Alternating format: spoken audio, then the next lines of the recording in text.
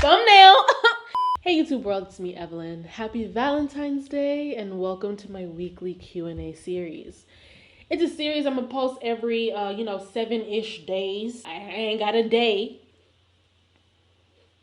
It's not gonna be the same day every week, but every week I will post a video like this where in the middle of doing something else, I'm filming a video for something else, I will be answering one of y'all's questions. And in this inaugural vocab Q&A video, I will answer your questions about love. Are we together? Okay, all right. First things first, I'm gonna put my hair up. This is a silk press, shrinkage. So I'm going for a soft glam look. And I'm not going to talk about any of the products I'm using because I don't know what I'm doing. All right, first question. I'm going to hide their identity for privacy purposes. And they ask, so I like this guy since the 7th grade. I'm now 30. Should I finally talk to him? Ciao.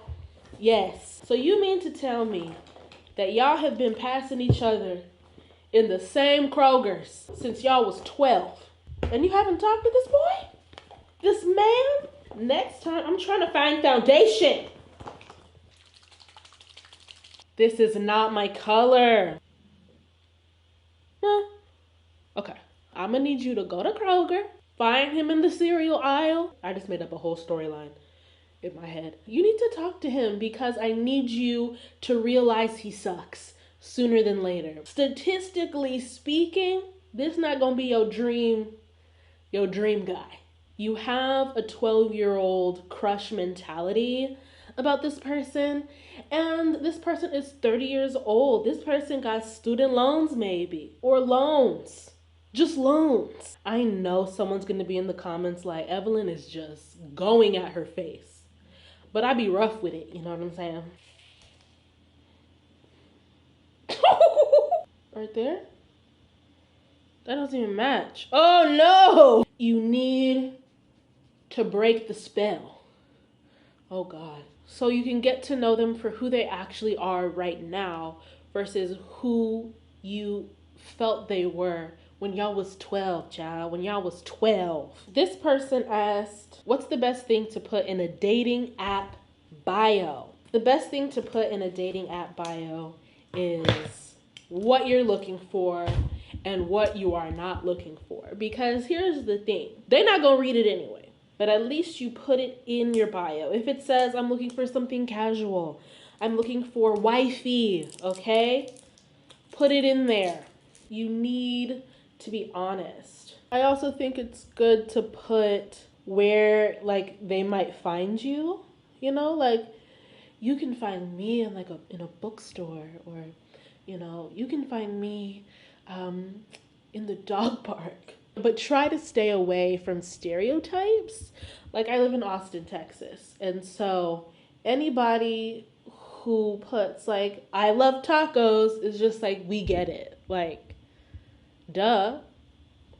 Who doesn't like tacos? Matter of fact, in your bio, put, if you don't like tacos, swipe the other way. You should talk about your experiences on the apps. You know, make a joke. State your intentions. You should say things like, if you don't like messaging on the app and you just want to go straight to text, say that. I don't really chat on here. Meet in real life or no. Otherwise, you're going to be in DM limbo. I mean, you can throw a scripture verse in there. Proverbs 21 woman. I'm not the one. Hope that helped. On to the question. Thoughts on long-distance relationships. Long-distance relationships suck, okay? Oh, thumbnail. Oh my God. I think that if you're not willing to try a long-distance relationship, you didn't really like them that much. Hear me out. You don't have to like long distance relationships. What I'm saying is that a relationship is about trying. It's about working with someone, collaborating with someone to build a life. If you are not willing, like can't even have the conversation, you must not really value them as someone who could potentially be in your life long term. Oh, I don't know how y'all do it. I want to spray this with something. It's worth a conversation. This is probably backwards. I don't know what's going on here with this eye look. It was supposed to be soft glam. I do not think that you should be in a long distance relationship if you're casually dating someone. If you're just there for a good time, not a long time, for the vibes, for funsies, if you enjoy companionship, kinda. Long distance is not for you, because long distance relationships comes with a set of standards, a set of rules that you two have to agree on. You know what I'm saying? A set of expectations. Ooh, I think they put the lighter color in the middle, like that. Dimension! In a previous video, I said that the biggest issue in all relationships is unmet, uncommunicated expectations. And when you are in a long distance relationship, you have to communicate those expectations. I think I did something. And so, ooh, the fallout. Oh my, it's all over my face. Okay. Oh no. I shouldn't have put foundation on yet. That's why they do that. Do you expect to talk every night? Every other night? Weekends? How are you going to decide who goes to see who? Is it dependent on who makes more money and can afford the transportation costs? Is it decided on who has a job that allows them to take days off? Because you don't want to have this thing where it's like, you never come see me and I always come see you. You want to set that up and form that understanding ahead of time. If you got trust issues, if you got jealousy issues, and then you can also have a conversation about, what does a long distance relationship mean? Okay, this is too hard. It's too hard to multitask like this. So I am going to finish my look and come back and share my thoughts completely.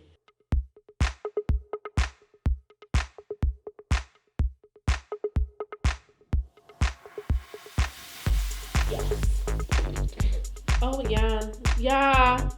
Give them what they want, girl.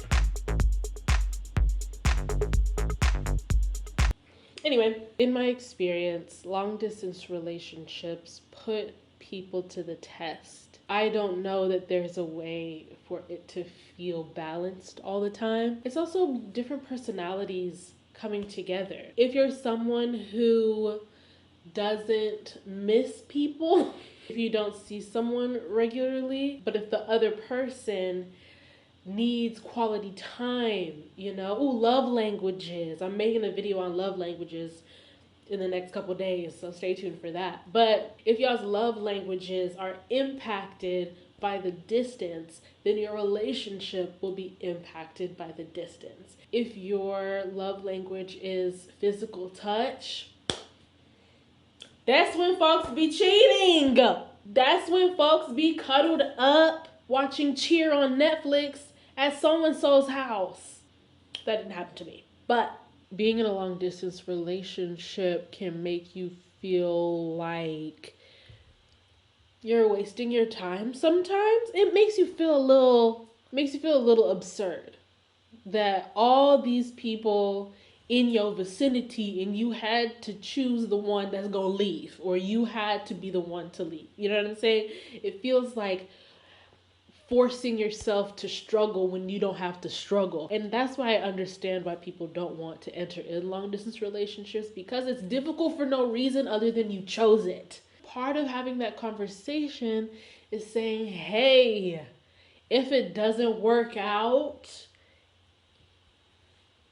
then it doesn't work out. And that's a tough one to talk about, especially if you've been in that relationship for some time already. If it's distance is the reason that we're breaking up, like everything is great except the mileage.